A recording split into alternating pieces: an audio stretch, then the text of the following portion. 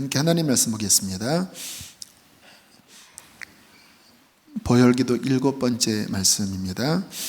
로마서 3장 25절입니다. 함께 읽겠습니다. 시작. 이 예수를 하나님이 그의 피로써 믿음으로 말미암는 화목제물로 세우셨으니 이는 하나님께서 길이 참으시는 중에 전에 지은 죄를 간과하심으로 자기의 의로우심을 나타내려 하심이라. 아멘. 오늘 보혈 기도문 4번째 화해에 관한 말씀을 살펴보려고 합니다. 그 4번째 PPT 한번 보여주실까요? 함께 읽어보겠습니다. 시작. 예수님의 보혈은 하나님 아버지와 사람들 그리고 모든 피조물과 평화와 화해를 누리게 하셨습니다. 아멘. 모든 사람들이 동경하는 것은 평화로운 것입니다. 이번 올림픽 때 참 감동적인 장면 하나가 있었죠.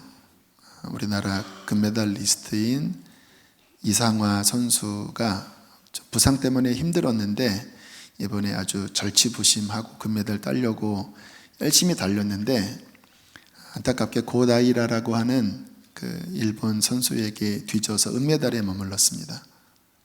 그런데 이상화 선수가 여러 복잡한 마음 가운데 은메달을 따고 막 눈물을 흘릴 때 고다이라 선수가 이렇게 안아주는 장면이 나왔어요. 한번 사진을 보실까요?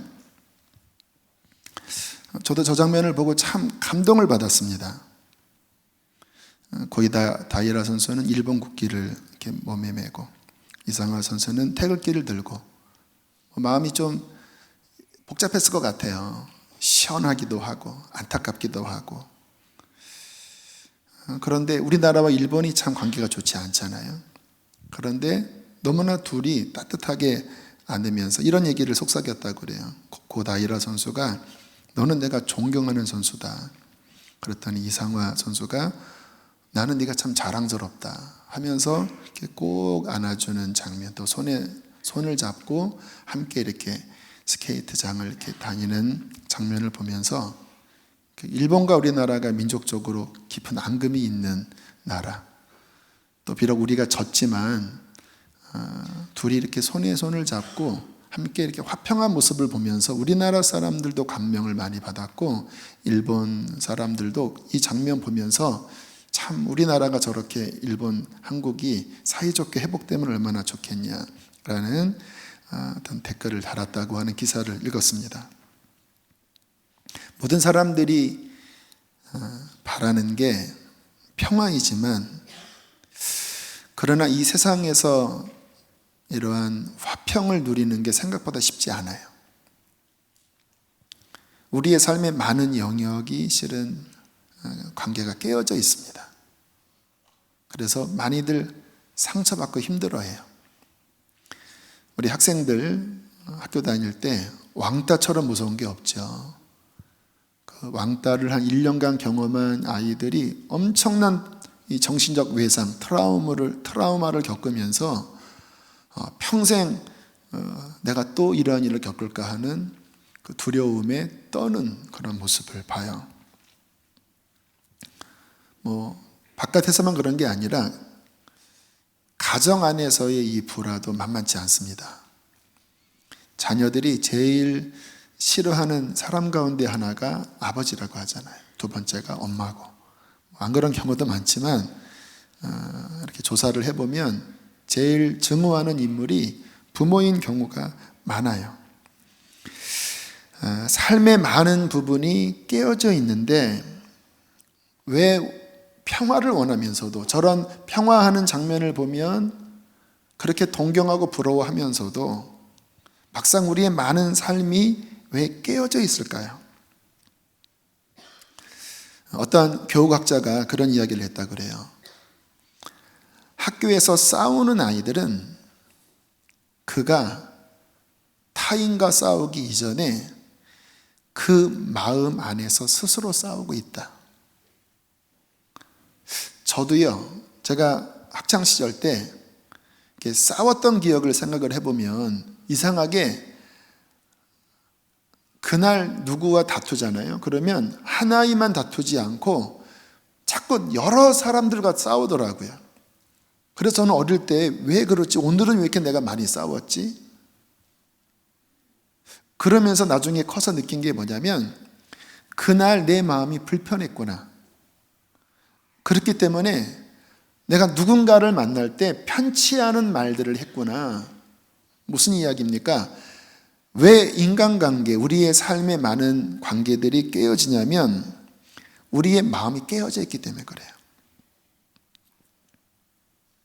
그런데 우리의 마음이 왜 깨져 있는가 더 깊은 근원을 살펴보면 그 가장 밑바닥에는 하나님과의 깨어짐이 있습니다.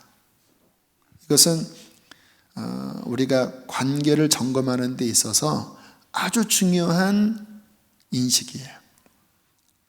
왜 내 마음이 불편할까? 왜 나는 나의 가족과 화평하지 못할까? 그 가장 깊은 밑바닥의 뿌리를 보면 하나님과의 관계, 하나님과 나와의 어떠한 관계에 문제가 있는 경우가 많다라는 것입니다.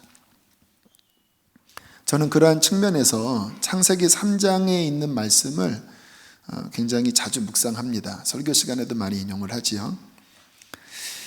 창세기 3장에 인간이 죄를 범한 다음에 처음 나타나는 증세가 하나님에 대한 불편함이었습니다. 그래서 하나님이 다가오시자 숨었던 거예요.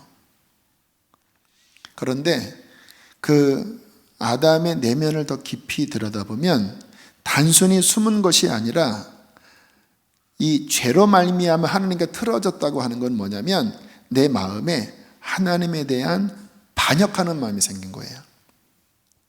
그러니까 그냥 하나님 무서워가 아니라 이런 겁니다. 하나님 덤빌 테면 덤벼보세요. 내가 내 인생의 주인이 되고 싶어요. 방해하지 말란 말이에요. 나한테 이것 하라, 이것 하지 말라, 그딴 소리 싫어요. 하고 하나님께 저항하는 것, 하나님께 대항하는 이 적대적인 마음이 인간이 죄를 범한 다음에 가진 하나님과의 깨어진 관계입니다. 그러니까 단순히 뭔가 하나님이 불편한 게 아니에요. 그 근원을 보면 하나님과 원수가 된 것이에요. 근데 하나님과 관계가 깨진 다음에 곧장 나타나는 두 번째 현상이 아담과 하와의 관계가 깨져버립니다. 서로 탓하잖아요. 하나님이 주신 이 여자 때문에 내가 선악과 먹었습니다. 그리고 여자는 그 성경에 그 인간이 타락한 다음에 하와에게 내린 말씀이 뭐냐면 너는 남자를 지배하려고 하지만 그러나 남자가 너를 지배할 것이다 라고 하는 말씀이 원어적인 뜻인데 그것은 뭐냐면 이 남자와 여자가 서로 막 주도권을 쟁탈하느라고 남자는 여자를 지배하려고 하고 여자는 탁 치면서 뭐야 이 XX 하면서 반항하는 딱 그 원어적인 그 의미예요. 남자는 너를 지배하려고 하지만 너는 남자를 지배하려 할 것이다. 이런 부부와의 관계가 깨지고요. 4장 넘어가면 그 배에서 난 가인과 아벨이 서로 불화하고요. 인간관계가 깨져요. 시초는 하나님과의 관계의 깨짐에서 일어나고요. 거기만 문제가 생기는 게 아니라 모든 피조물과의 관계도 뒤틀어져 버립니다. 땅은 엉겅퀴를 낼 것이요. 그전에는 너의 지배 아래 피조물이 있었지만 이제는 땅이 저주를 받고 피조물이 저주를 받아서 인간과 이 자연 세계 안에 부조화, 갈등이 생긴다고 성경은 말씀을 하고 계셔요. 그 근원이 하나님과의 관계의 깨어짐에 있습니다. 특별히 여기 학생들, 또 청년들, 이 눈으로 이 세상을 바라보면 비로소 중요한 것을 보게 됩니다. 지금 이 나라에도 엄청난 갈등이 벌어지고 있잖아요. 세대별로. 남과 북이, 좌와 우가, 학연, 혈연, 지연, 우리 사는 이 세상의 모든 영역이 실은 다 갈라져 있어요. 직장을 들어가도요, 그 안에 시기, 질투, 분열, 어디에나 있고요.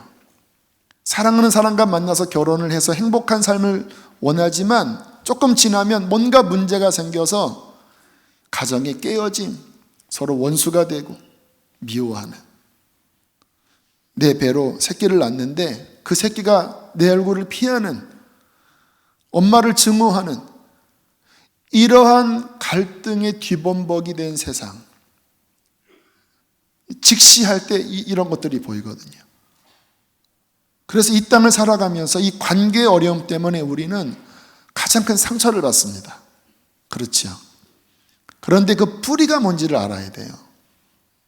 그 뿌리는 다른 데 있지 않습니다. 그 깊은 내면이 깨어져 있어요. 무엇 때문에?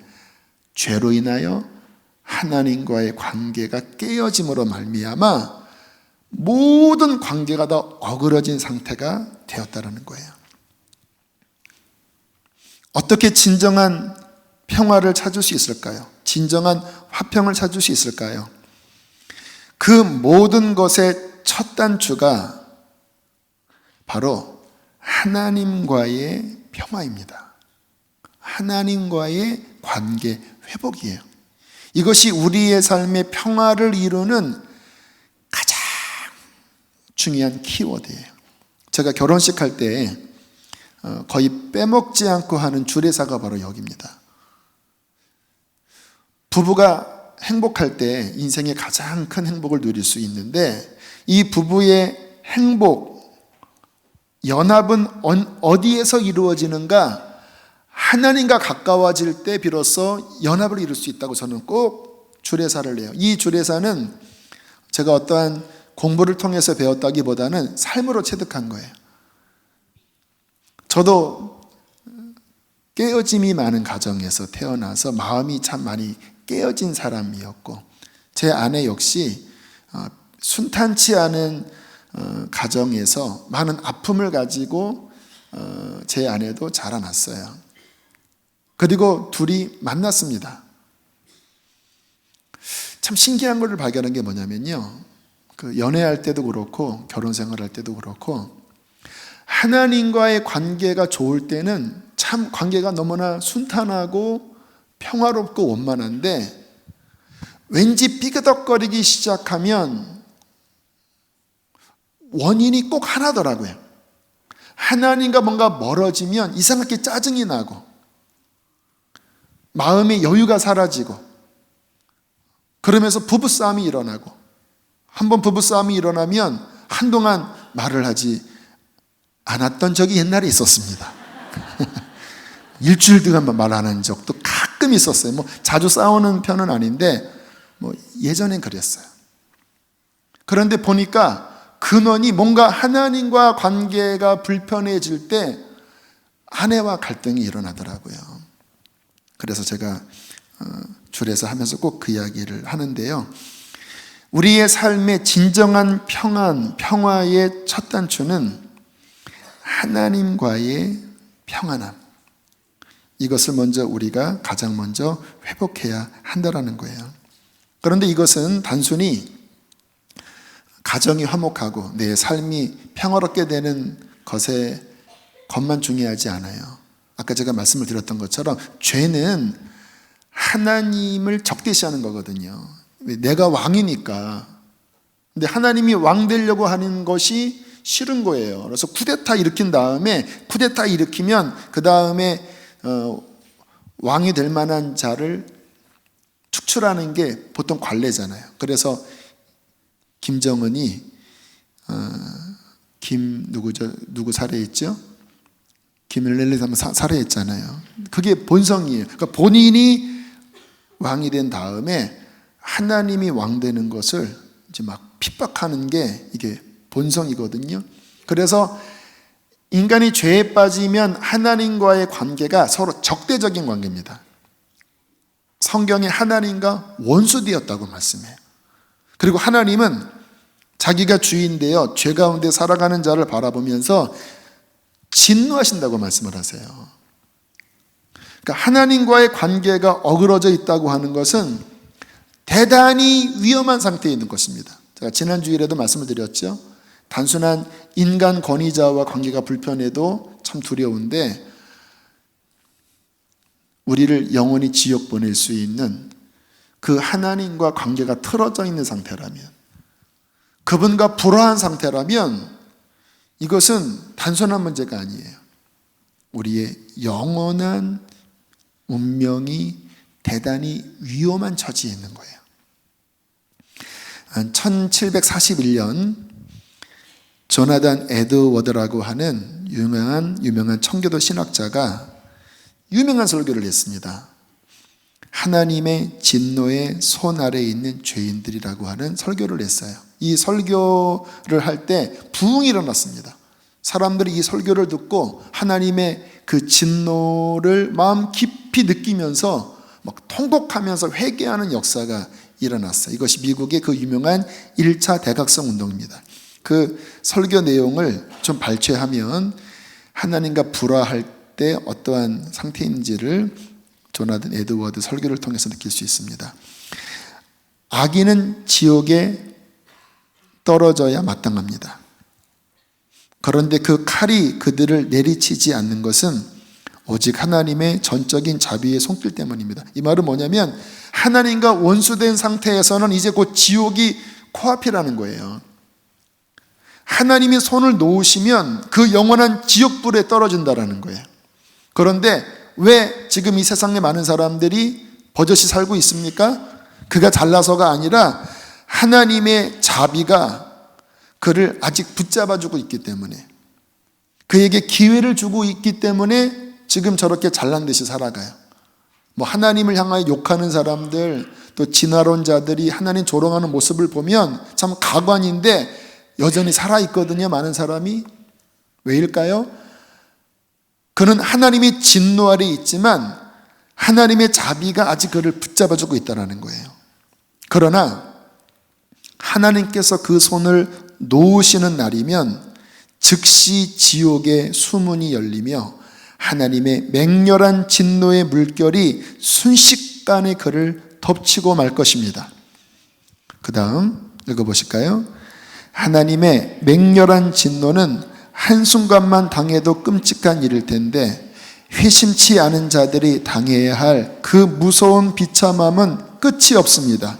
그때 여러분은 이제 억겁의 세월 동안 전능하신 분의 두려운 진노를 받으며 지내야 한다는 사실을 분명히 알게 될 것입니다.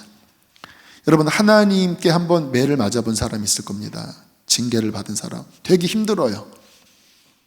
그런데 하나님과의 관계가 풀어지지 않은 채 죽었어요. 하나님의 자비의 시간이 끝났어요. 이제 그에게는 영원한 심판밖에 없어요. 그가 결국 그 하나님의 진노를 받아 영원한 지옥에 들어가게 될 때 영원토록 그 하나님의 무서운 진노를 받아야 하는 그 두려움과 고통이 얼마나 큰지를 알아야 된다고 조나단 에드워드가 설교했어요. 이 설교할 때 정말 성령의 권능으로 하나님과 화해치 않은 상태의 이 모습이 어떠한지를 그들이 성령을 통해 직감한 거예요. 그게 바로 이제 회개형이 임한 거죠. 지혜와 계시형이 임한 거죠. 우리에게 이런 은혜가 필요합니다. 성령이 주시는 위로도 필요하지만 하나님과 관계가 회복되지 않을 때에 그 영적 상태가 얼마나 두려운지를 알아야 비로소 격렬한 회개가 터져요. 미국에 이때가 1741년이었는데 설교를 듣고 막 뒤집어진 거예요. 막 사람들이 막 울고 불고 막 하나님께 막 자비를 구하고 그러면서 막 그 몇 주 만에 수백 명이 정말 회심하고 정말 거듭나고 하나님 만나는 놀라운 역사가 있었습니다. 여러분, 하나님과의 관계가 불화한 이 상태가 모든 인간의 가장 근원적인 문제고 또 상당히 위험한 처지인데, 인생의 첫 번째는 하나님과 평화해야 되는 거거든요. 그래서 우리가 전도해야 되는 거예요. 어떻게 하면 하나님과 평화할 수 있을까? 오늘 읽은 본문 안에 그 비결이 나와 있는데요. 로마서 3장 25절 다시 한번 읽어보실까요? 시작. 이 예수를 하나님이 그의 피로써 믿음으로 말미암는 화목제물로 세우셨으니 이는 하나님께서 길이 참으시는 중에 전에 지은 죄를 간과하심으로 자기의 의로우심을 나타내려 하심이라. 좀 말씀이 어렵게 들리죠? 새번역을 저는 요즘 잘 읽습니다. 새번역 보면 조금 더 이해하기 쉽게 말씀을 번역해 놓았어요. 자, 그 다음 한번 새번역으로 이 말씀을 보세요. 함께 읽겠습니다. 시작. 하나님께서는 이 예수를 속죄제물로 내주셨습니다. 그것은 그의 피를 믿을 때에 유효합니다. 하나님께서 이렇게 하신 것은 사람들이 이제까지 지은 죄를 너그럽게 보아주심으로써 자기의 의를 나타내시려는 것이었습니다. 잠깐 이 말씀 그대로 놔두세요. 보시면서 말씀을 들으세요. 여러분, 인간이 하나님과 원수된 이유는 죄 때문이라고 그랬죠. 죄는 반역입니다. 하나님과 원수된 거예요. 그리고 하나님께 상처를 드렸고 영원히 지옥에 떨어질 수밖에 없는 죄를 범한 거예요. 의로우신 하나님은 반드시 죄를 심판하십니다. 하나님은 결코 죄를 그냥 지나치지 않으세요. 왜요? 그분은 의로우신 재판장이기 때문에. 인간의 죄는 반드시 심판을 받아야 하는데 그 심판이 어디에서 이루어졌는가? 오늘 이 말씀 보면 하나님께서는 이 예수를 속죄제물로 내주셨는데 그 속죄제물 되실 때 피를 흘리셨어요. 그 피 안에서 하나님의 공의, 하나님의 진노가 비로소 충족되고 풀어집니다.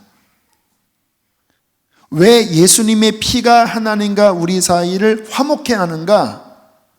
그 피 안에 하나님의 공의와 진노가 충족되는 거예요. 그래서 이 새번역 말씀을 보면 어떻게 하나님과 우리가 화목되는가? 그것은 뭐 할 때? 그의 피를 믿을 때. 오늘 네 번째, 예수님의 보혈은 하나님과 우리를 화목시켰다고 하는 고백. 이 말씀을 근거로 선언을 하는 거예요. 예수 그리스도의 흘리신 피를 믿을 때 그 피로 말미암아 우리의 죄가 그 보혈에 전가되고 예수님의 의로움이 우리에게로 넘어와서 오늘 성경이 뭐라고 이야기합니까? 사람들이 이제까지 지은 죄를 너그럽게 보아주심으로써 하나님의 자기 의를 나타내시려는 것이었습니다 라고 말씀을 하는 거예요. 여러분, 우리의 죄를 씻기는 예수의 피밖에 없습니다. 하나님과의 이 관계를 회복하는 길은 예수의 피밖에 없어요. 고린도 후서 5장 19절도 한번 보실까요? 함께 읽겠습니다. 시작. 하나님께서 그리스도 안에 계시사 세상을 자기와 화목하게 하시며 그들의 죄를 그들에게 돌리지 아니하시고 화목하게 하는 말씀을 우리에게 부탁하셨느니라. 하나님이 우리와 화목하기를 원하세요. 그런데 어떻게 우리와 화목하기를 원하시는가? 누구 안에 계시사? 그리스도 안에 계시사. 더 정확하게 표현하면 그리스도 안에 계시사 그리스도의 피로 세상을 자기와 화목하게 하시며. 따라해 보실까요? 그리스도의 피로 세상을 자기와 화목하게 하시며. 원수되었던 우리가 하나님과 화목하게 되는 핵심은 예수의 피밖에 없습니다. 그 피 안에서 하나님은 우리와 화해하기를 원하시는 거예요. 우리의 죄를 우리에게 돌리지 않고 우리의 죄를 그리스도의 피에 다 쏟아붓고 그리고 하나님은 그리스도 안에서 우리에게 화목하게 하는 말씀을 주시는 거예요. 우리 화목하자. 어디 안에서? 그리스도의 보혈 안에서. 언제 하나님과 화평합니까? 그 피를 믿음으로. 그래서 우리가 늘 우리의 깊은 영혼 안에 하나님과의 관계를 회복하고 하나님과의 관계를 온전하게 할 때 반드시 믿고 고백해야 될 것은 화목제물로 오신, 속죄제물로 오신 예수님의 피를 의지해야 합니다.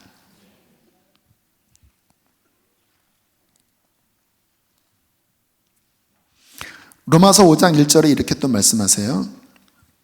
함께 읽어보실까요? 시작. 그러므로 우리가 믿음으로 의롭다 하심을 받았으니 우리 주 예수 그리스도로 말미암아 하나님과, 신앙생활이 너무 중요한 겁니다. 하나님과 불화하고 하나님과 원수되었던 우리가 이제 예수 그리스도를 믿음으로 말미암아 의롭다함을 받았으니 그 다음에 우리가 누리는 신앙의 첫 출발은 하나님과 화해하는 것입니다. 하나님과 평화를 누리는 거예요. 우리의 가장 밑바닥에 아담 이후에 깨어졌던 그 가장 근원적인 깨어짐이 예수님의 보혈로 말미암아 화평으로 회복되는 것입니다. 그래서 정말 거듭난 사람은, 정말 예수님의 피가 뿌려진 사람은 이 깊은 영혼의 바닥에 이렇떠한 평안을 찾아요. 그 마음 깊은 곳에 하나님의 위로와 하나님의 평안이 부어집니다. 저는 신앙생활을 하면서 이 부분을 가장 기초로 봐요. 여러분, 종교와 참된 신앙의 차이는 뭔지 아십니까? 종교는 아무리 교회 다녀도, 아무리 입으로 예수 믿는다고 해도 이 영적인 하나님과의 평화를 못 누려요. 그래서 늘 마음 깊은 곳이 답답합니다. 이 평화가 없습니다. 여전히 하나님과 깨어져 있어요. 그런데 정말 거듭나잖아요. 정말 예수님의 피가 뿌려지잖아요. 그러면 그 깊은 곳에 이전에 경험할 수 없는 평강이 내 마음속에 회복됩니다. 이것은 지금 읽은 말씀, 하나님과 화평을 누리는 것이에요. 제가 이렇게 사역을 하면서 사람들이 하나님과 관계가 깨어질 때, 막힐 때 강팍해지는 모습을 보거든요. 막 은혜 받는 장소에 와도 은혜를 받지 못하고 얼굴이 이렇게 딱딱하게 굳어져 있고, 그리고 하나님과 관계가 깨어지면 참 이상한 건 뭐냐면 이 하나님 편에 선 사람을 싫어하더라고요. 주의 종을 싫어하더라고요. 저 가끔 이렇게 어떤 분이 와서 그래요. 나 목사는 미워했었습니다. 나를 왜 미워해요? 근데 가만히 보면 이 하나님과 이렇게 등진 사람은 이 주님의 말씀을 전하는 사람을 이렇게 싫어하더라고요. 근데 제 사역의 가장 중요한 부분이 그거 회복시키는 사역이거든요. 그래서 막 집회도 하고 막 말씀도 전하고 막 이렇게 하면 참 신기한 거는, 그렇게 하나님과 가로막혔다가 사람들이 회복되잖아요. 그러면 와서 사랑한다고 고백해요. 목사님, 전도사님, 옛날에 전도사 때도 너무 사랑해요. 나 실은 미워했었는데 사랑해요. 근데 가장 그 깊은 밑바닥을 보면 하나님과의 관계 회복에 있더라고요. 저는 우리 성도님들이, 또 저 자신도 늘 하나님과 나 사이에 이 평화를 유지하는 신앙생활을 가장 기초로 두게 되기를 원합니다. 저는 이것을 가장 중요하게 봐요. 어떻게 이것을 유지할까요? 두 가지입니다. 죄를 회개하는 것과 두 번째, 예수의 보혈을 믿는 것입니다. 두 가지가 같이 가야 돼요. 회개하지 않고 보혈만 믿어도 보혈이 역사 안 하고요. 회개는 열심히 하는데 보혈을 바라보지 않으면 정죄감에만 빠집니다. 나는 왜 이렇게 못난이지? 그거는 평화하지 않아요. 내가 주님 앞에 지은 죄를 회개하고 죄에서 돌이키고 자백하고, 그리고 곧장 화목제물로 오신, 속죄제물로 오신 그 피를 믿을 때에 그 피가 하나님과 나 사이를 화평케 하십니다. 그리고 영혼을 주님께서 씻어주시고 우리의 깊은 내면 안에 비로소 진정한 평강을 회복시켜 주시는 거예요. 여러분, 이것을 매일매일 유지하십시오. 이것이 유지돼야 그 삶에 하나님의 진정한 축복이 임합니다. 이것이 깨어지면 그 신앙은 뭔가 병든 신앙이에요.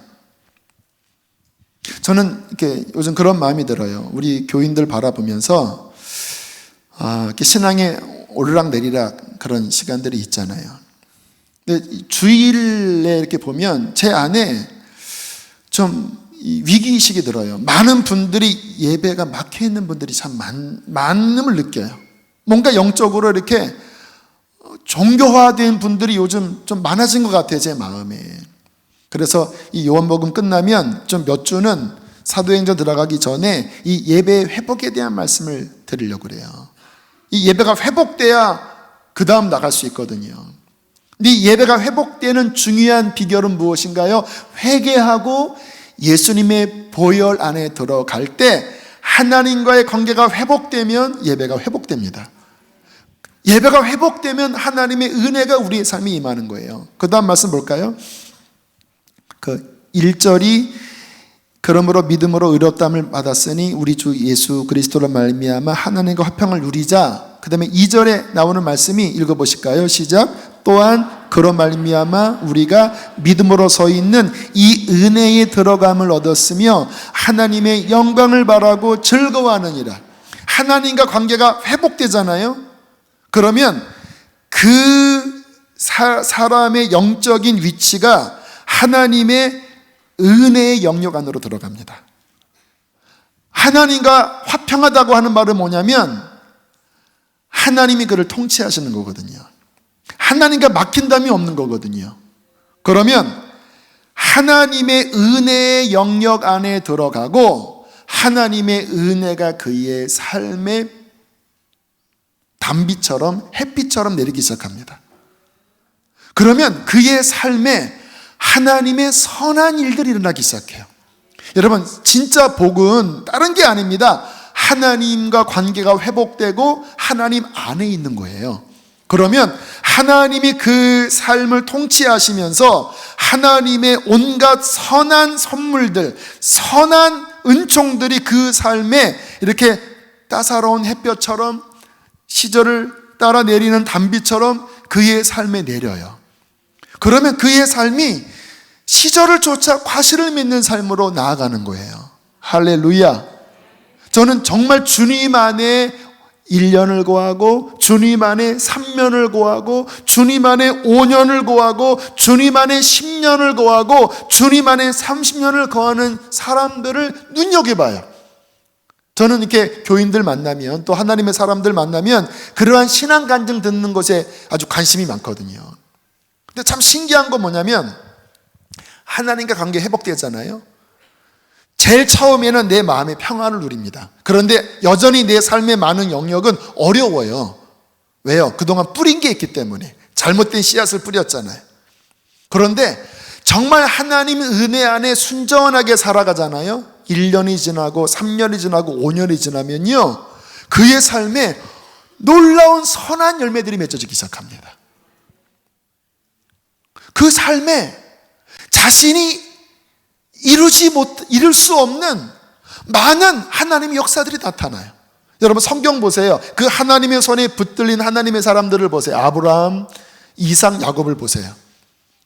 처음에는 미약하게 시작하는 것 같지만 하나님 안에 있으면 점점 그의 삶이 놀랍게 변화되잖아요. 자기가 잘나서 그런 게 아닙니다. 선하신 하나님의 손길 안에 온전히 있으면 하나님은 좋으신 분이기 때문에 그의 삶을 아름답게 변화시켜 주십니다. 모든 것들을 회복시켜 주세요. 제일 처음에는 마음을 회복해 주십니다. 이사야 61장 1절에서 3절에 있는 말씀 함께 보실까요?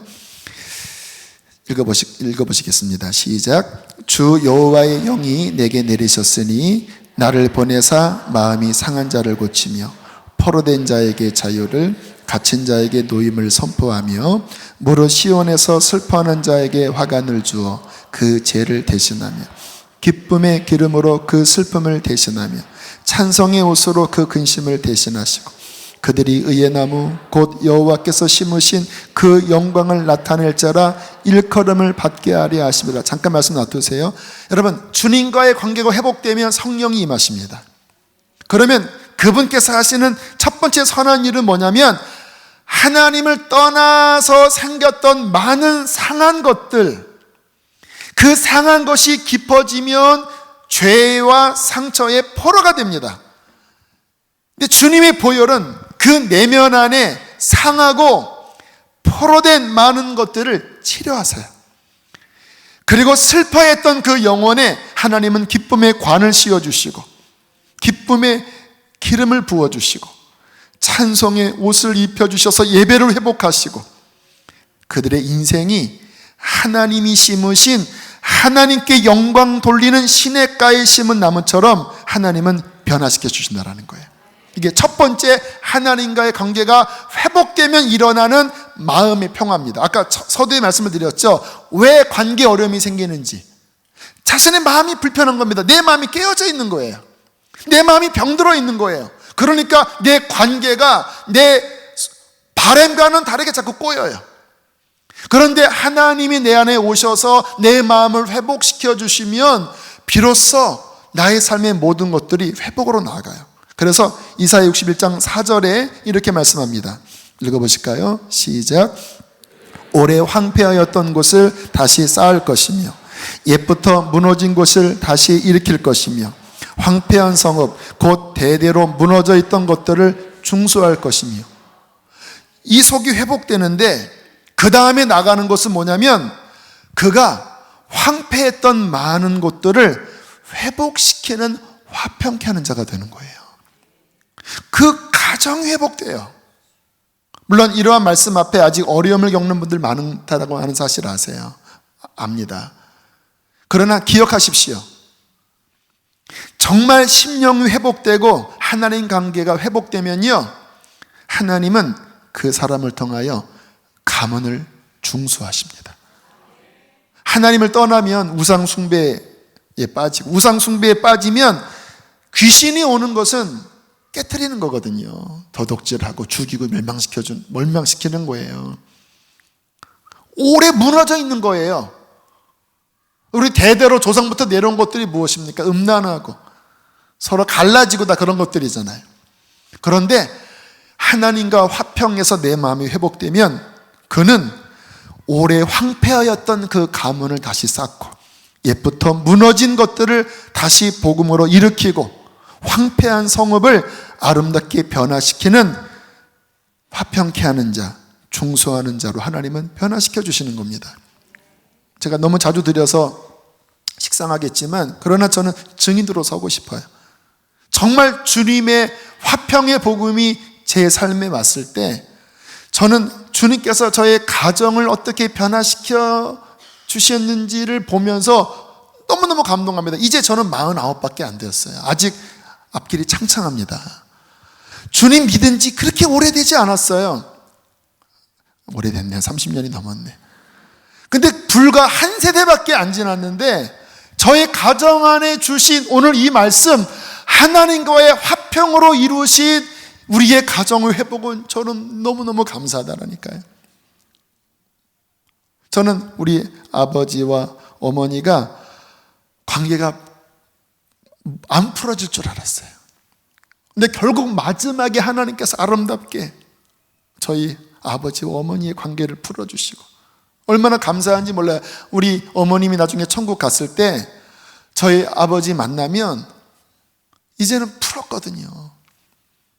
저희 형님이 저희 어머님과 관계가 좋지 않았어요.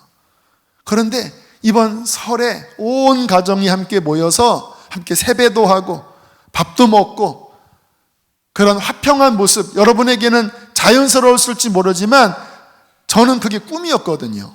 어린 나이에 가정이 뿔뿔이 흩어져서 회복되지 못할 줄 알았더니 주님의 보혈이 역사하니까 하나님께서 그 무너졌던 깨어졌던 곳을 다시 일으키시고 회복해 주시더라고요.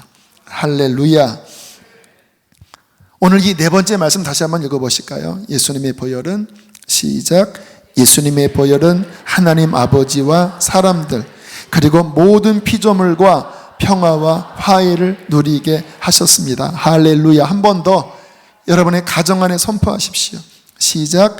예수님의 보혈은 하나님 아버지와 사람들 그리고 모든 피조물과 평화와 화해를 누리게 하셨습니다. 아멘. 자, 하나님과의 관계가 회복됨으로써 그의 삶의 많은 영역들을 화평케 하는 삶, 이것이 하나님이 우리에게 계획하신 복음의 삶인데, 그러나 쉽지는 않아요. 제가 아까 말씀을 드렸죠. 여전히 어려움 가운데 있는 분들이 많다고. 우리 교우들 이렇게 상황을 우리 목사님, 전사님 통해서 들어보면 예수님 믿는 것 때문에 가정 안에서 핍박을 당하고 어려움을 겪는 많은 이야기들을 들어요. 내가 제사를 안 하겠습니다 라고 하는 그런 것 때문에 이번 설 연휴에도 집에 갈 수 없는, 그러니까 여전히 아직은 회복된 것이 아니죠. 주님께서 우리의 삶의 이 보혈을 통하여 화평을 이루기를 원하시지만 이게 쉽지 않은 것 가운데 하나 몇 가지 좀 예를 들면요, 우리의 연약함 때문에 이 평화가 참 쉽지 않은 경우가 많아요. 제가 말씀 준비하면서 한 이야기가 생각이 났습니다. 제 20대 때 이야기가. 제가 청년 시절 20살 때 성령 세례를 받고 제가 섬겼던 교회의 영적 부흥을 위해서 1년간 그 어린 나이에 참 하나님 앞에 눈물로 매달렸었어요. 이 교회의 회복을 달라고. 왜냐하면 다소 종교적인 교회였거든요.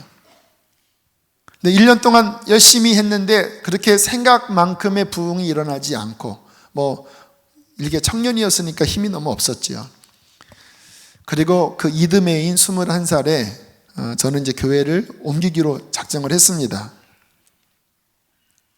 그런데 교육 장로님, 우리 교회로 따지면 교육국장님, 교육부 장로님이 저에게 오시더니 남아달라고 그러시더라고요.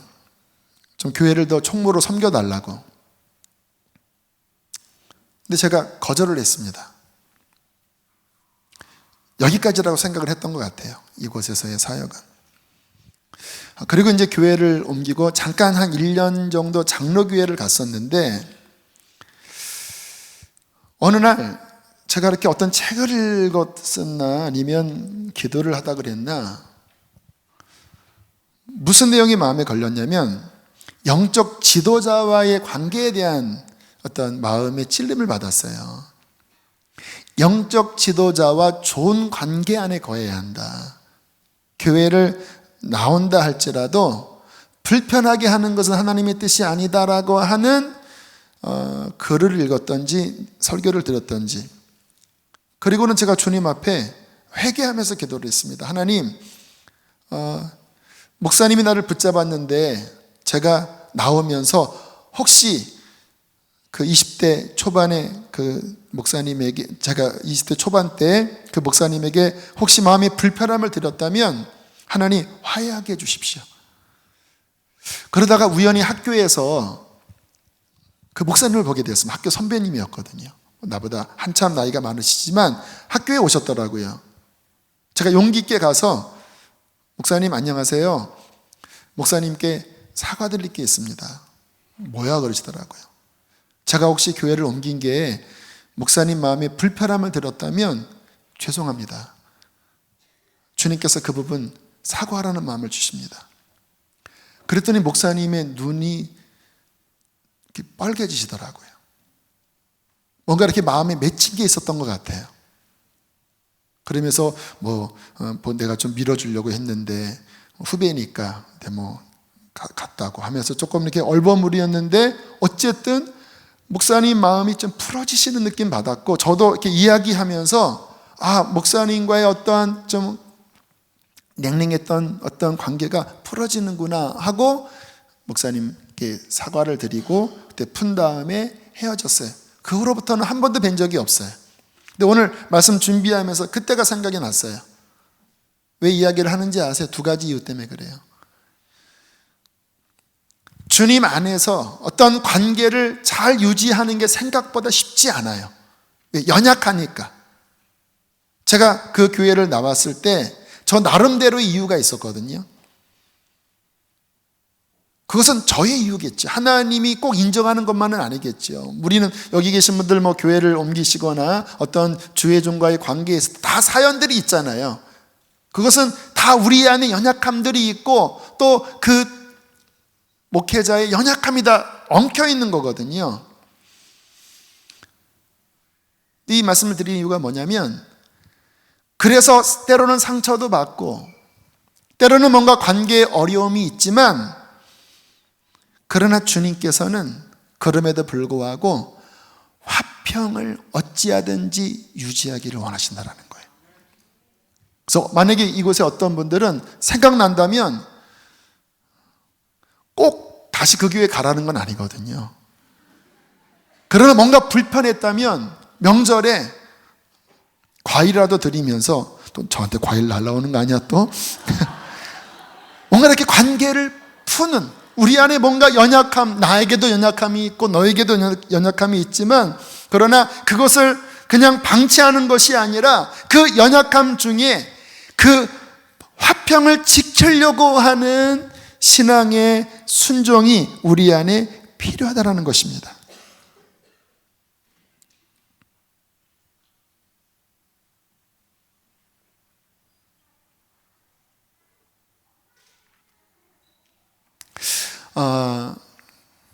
저도 목회하다 보면 저도 상처받을 때가 있어요. 저는 어떤 상황에서 저만 옳다고 잘 주장하지 않는 편입니다. 이것도 뭐 저희 주관적인 이야기예요. 저도 사람인지라 제게 누가 책을 보내줬더라고요. 목사도 사람이다 이라는 책을 보내줬더라고요. 맞습니다. 목사도 사람입니다. 또 저는 연약한 사람이에요. 아직 너무나 불완전함이 많고. 그래서 목회하다 보면 저의 부족함 때문에, 또 상대방의 연약함과 부족함 때문에, 또 여러 관계의 역학구조 안에서 뭔가 관계가 깨지고 어려움 가운데 들어가는 때가 참 많아요. 그래서 오늘 저는 이 말씀 앞두고 마음에 부담이 많았습니다.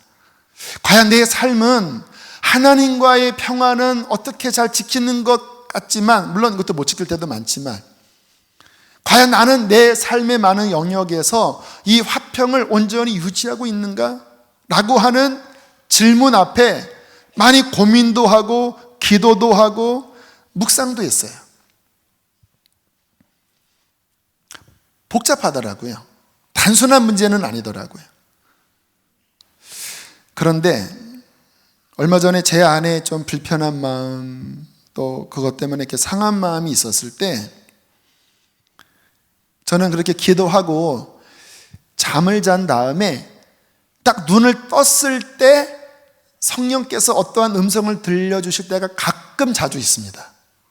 왜 자다가 눈을 떴을 때 들려주시냐면, 내 생각이 복잡하지 않을 때 어떤 성령의 음성이 더 분명하게 들리는 것 같아요. 내 생각이 복잡해지면 이 노이즈가 껴서 잘 안 들리거든요. 아무튼 좀 그날 마음이 많이 상했고 그것 때문에 이렇게 불평이 나왔었는데, 딱 눈을 뜨자마자 제 속에서 주님께서 그러한 감동을 주셨습니다.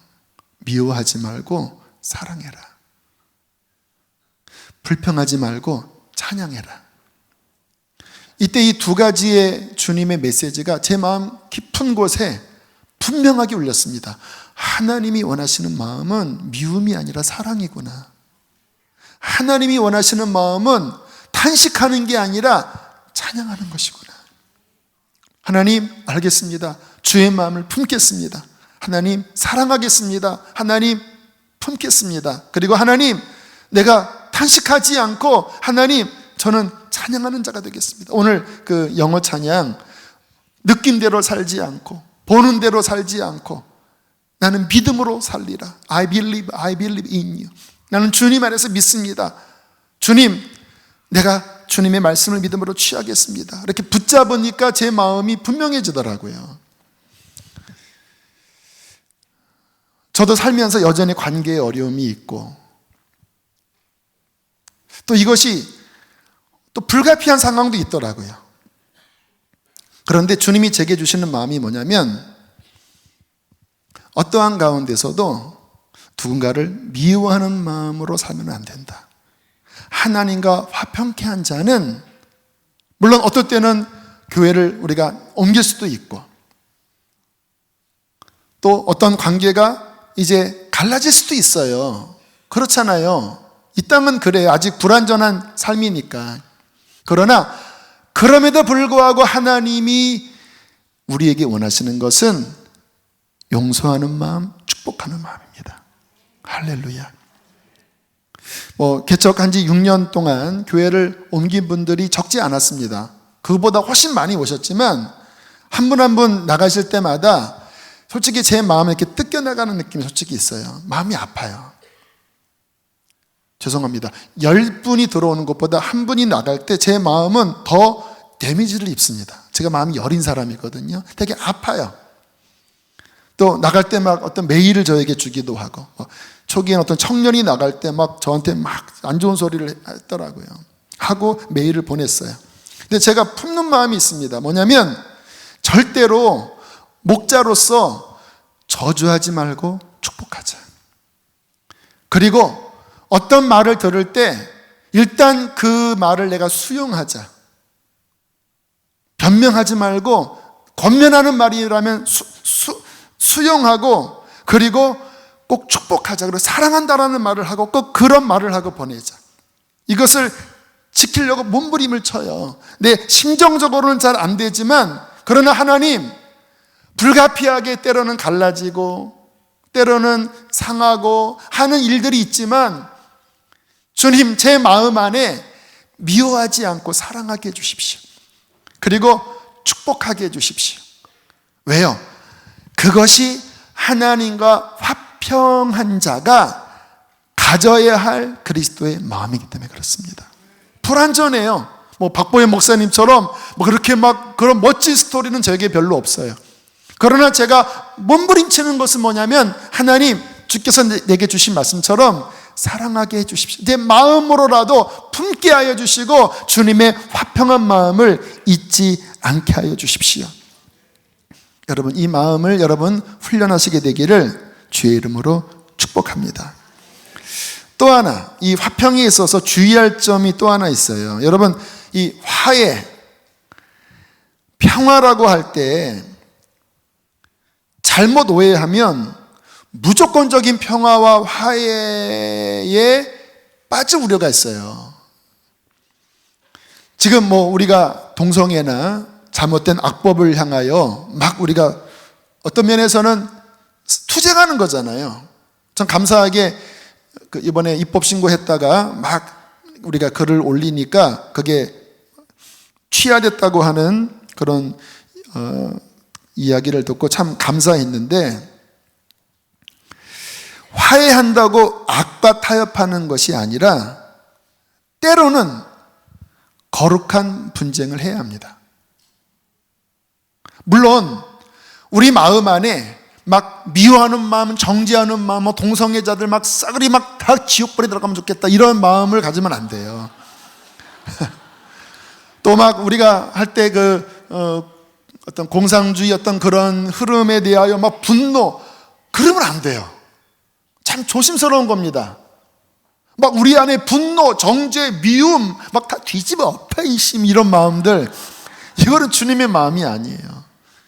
그리스도의 긍휼한 마음, 그리스도의 그를 향한 안타까운 마음을 품되 그러나 악에 대하여는 불의에 대하여는 우리가 분명히 싸울 줄 아는 그런 부분에 대하여 잘못됐다라고 이야기하는 세례 요한과 같은 마음이 반드시 우리 안에 유지되어져야 돼요. 그래서 주님께서 말씀하시잖아요. 내가 화평케 하러 온 것이 아니라 분쟁시키러 왔다 그러잖아요.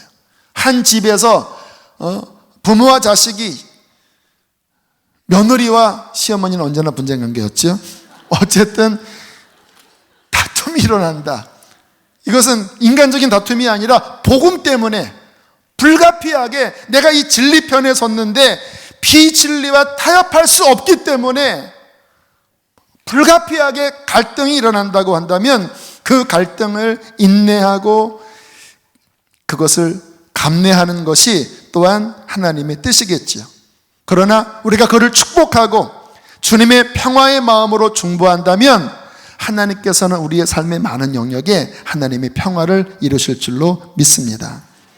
자, 이것이 하나님과의 화평 그리고 사람과의 화평에 대한 하나님 성경적인 의미고요. 마지막으로 피조물과의 화평이 있습니다. 로마서 8장 21절로 22절 한번 볼까요? 함께 읽겠습니다. 시작. 그 바라는 것은 피조물도 썩어짐의 종노릇한 데서 해방되어 하나님의 자녀들의 영광의 자유에 이르는 것이니라. 피조물이 다 이제까지 함께 탄식하며 함께 교통을 겪고 있는 것을 우리가 아느니라. 여러분, 지금 이 자연세계가 아름답지만 병든 상태라는 거 아세요? 동물들이 죽고 그리고 이러한 기후의 여러 가지 오염 때문에 이 피조물이 신음하고 있다는 걸 아세요? 그 근본은 죄 때문입니다. 그런데 여기 참 신기한 말을 해요. 저는 근래에 깨달았습니다. 이 피조물도 죽어가는 썩어짐의 종노릇한 데서 해방되어 우리처럼 하나님 영광의, 하나님 자녀의 영광의 자유에 이루기를 그들이 원하고 있어요. 그러고 보면 여러분, 동물들도 영생합니다. 이단 아니야 이거? 저는 예전에는 동물들은 그냥 죽으면 영혼이 끝난다. 물론 동물들이 지옥 가지는 않겠죠. 그러나 죽으면 사라지는 줄라고 생각했는데 이런 말씀을 보면 피조물들도 썩어짐의 종노릇한 데서 해방되어 하나님의 자녀들의 영광의 자유에 이르는 것을 간절히 원해요. 피조물이 다 이제까지 함께 탄식하며 함께 고통을 겪고 있어요. 왜? 죄 때문에. 그러나 예수 그리스도께서 이 땅에 오셔서 그 피로 말미암아 화해를 이루셨을 때 인간과 하나님과만 화해시키신 것이 아니라 이 피조물의 모든 세계 안에 하나님의 창조의 원형인 화해와 영원한 것을 회복시켜 주셨다는 거예요. 그래서 이사야서에 보면 이 마지막에 모든 것이 회복될 때 이러한 모습을 아름답게 노래하고 있죠. 이사야 11장 6절로 9절 한번 읽어보실까요? 시작. 그때에 이리가 어린 양과 함께 살며 표범이 어린 염소와 함께 누우며 젖먹는 아이가 독사의 구멍에서 장난하며 내 거룩한 산 모든 곳에서 해됨도 없고 상함도 없을 것이니 이는 물이 바다를 덮음같이 여호와를 아는 지식이 세상에 충만할 것임이라. 할렐루야. 마지막 말씀 읽어보세요. 에베소서 1장 10절 시작. 하늘에 있는 것이나 땅에 있는 것이 다 그리스도 안에서 통일되게 하려 하심이라. 굉장히 스펙트럼이 넓은 이야기예요. 예수님의 보혈이 단순히 내 죄만 해결하고 하나님과 나의 관계만 회복되는, 보통 우리 여기에만 집중하고 있잖아요. 근데 성경을 전체적으로 보면 주님의 보혈은 이 모든 피조물 세계를 다 회복하기를 원하시는 하나님의 마음이 그 안에 담겨져 있습니다. 그래서 정말 주님께서 다시 오셔서 그 피의 공로가 완전히 회복될 때에는 이 눈에 보이는 이 자연세계의 모든 피조물들도 썩어짐의 종노릇한 데서 해방되어 하늘과 땅이 하나로 연합되는 온전한 회복이 일어납니다. 그때 어린아이가 독사굴에서 장난쳐도 독사들이 나와서 막 뛰면서 어린아이와 막 장난치며 놀고, 막 사자가 막 어린 양과 막 부으면서 막 뛰놀고, 할렐루야. 그 핵심에는 뭐가 있습니까? 예수 그리스도께서 흘리신 피가 인간의 죄로 말미암아 깨어진 모든 것들을 다 회복하고 하나님의 완전한 평화의 낙원을 이 땅 가운데 하나로 연합시켜 주시는 것입니다. 할렐루야. 그 피를 주님께서 흘려주셨습니다. 그 피가 믿는 우리 안에 있습니다. 이 피로 말미암아 하나님과 회복된 우리들이 이 땅을 살아가면서 우리의 삶, 가정을 회복하고 또 하나님께서 모든 피조물을 다 회복하는 것을 기대하면서 주님 나라를 향하여 달려나가는 화평케 하는 저와 여러분 되시기를 주의 이름으로 축복합니다. 아멘. 우리 함께 찬양하시겠습니다. 우리 먼저 기뻐한 찬양 부르면 좋겠는데요. 이 마지막 가사에 모든 원수를 멸하신 주님은 사람 원수를 이야기하는 게 아니라 하나님과 우리 사이에 원수되었던 죄악, 사탄의 권세를 멸하셨다고 하는 그 의미로 부르시면 좋겠습니다. 우리 힘차게 기뻐하며 승리의 노래 부르리.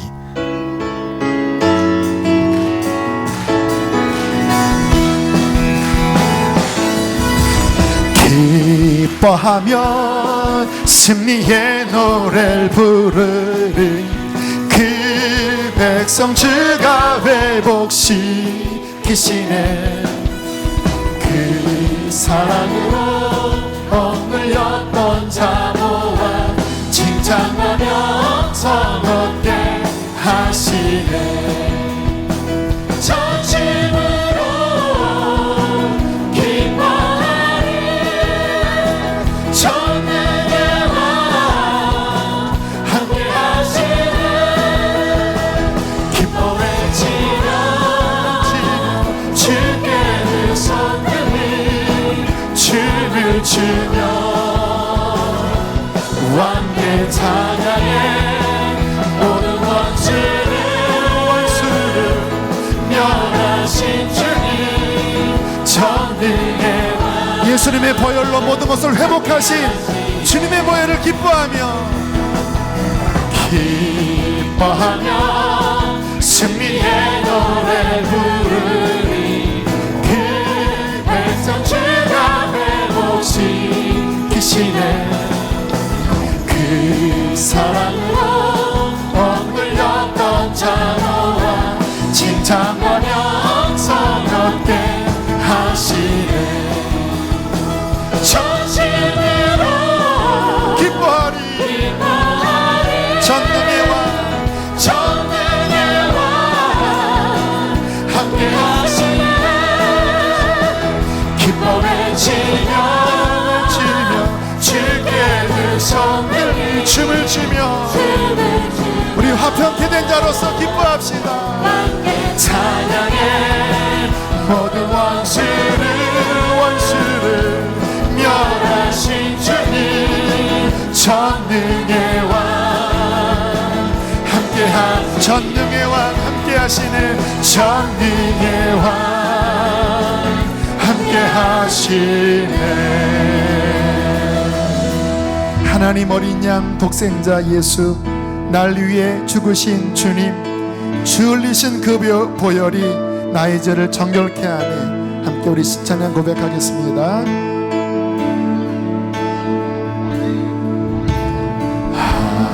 하나님 가사를 깊이 마음에 새기세요. 독생자 예수. 성령께서 감동 주시는 분들은 벌떡 일어나서 부르셔도 좋습니다. 죽으신 주님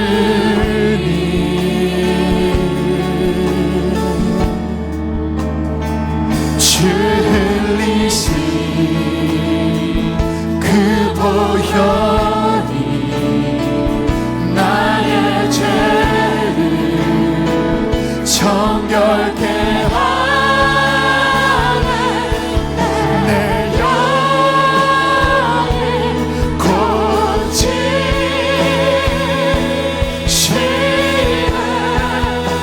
손짓하리라.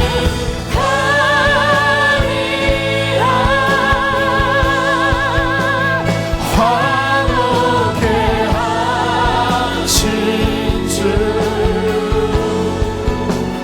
나의 모든 죄 깨끗게 하셨네.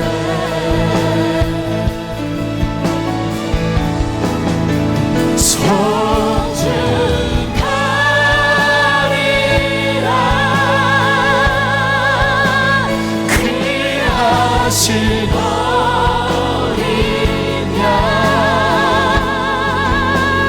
모든 전하는 모든 외치.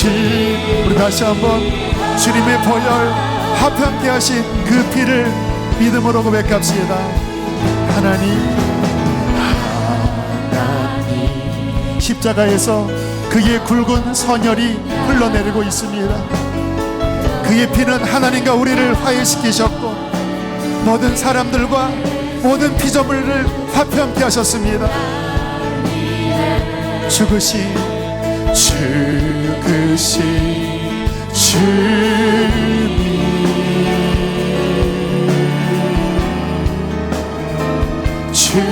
흘리신 그 보혈이 나의 죄를 정결케 하네.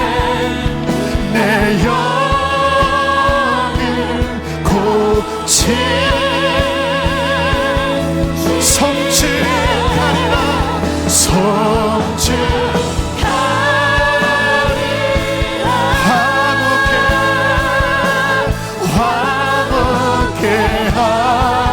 여러분의 삶의 모든 영역에 화평케 하신 보혈이 뿌려지도록 모든 죄 깨끗게 하셨네. 성취하리라,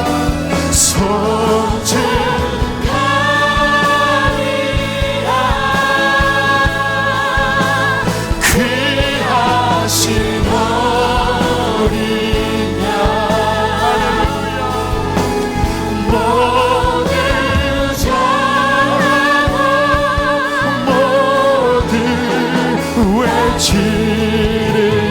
우리 시간 함께 성령께서 감동 주시는 분들은 손을 높이 들고 기도하세요. 하나님, 주님의 보혈로 말미암아 하나님과 나 사이에 막힌 모든 담을 다 허물어 주시옵소서. 하나님과의 관계의 화평이 먼저 회복되어지게 하여 주시옵소서. 그것이 어느 정도 된 분들은 내 삶의 영역들을 바라보십시오. 여러분의 가정 안에, 이웃과의 관계 안에 모든 어그러지고 막혀있는 모든 것, 내 안에 미움과 상처가 있다면 주님 어린 양의 보혈로 말미암아 용서하게 하여 주시고 축복하게 하여 주시고 그리스도의 화평이 흐르게 하여 주시옵소서. 모든 갈라진 것들이 다시 연합되어질지어다. 부부 사이의 갈라짐이 다시 연합되어질지어다. 부모 자녀 사이에 회복될지어다. 영적 지도자와의 가로막힌 모든 것들이 회복될지어다. 우리 주여 크게 세 번 부르시고 화복을 위하여 기도하겠습니다. 주여.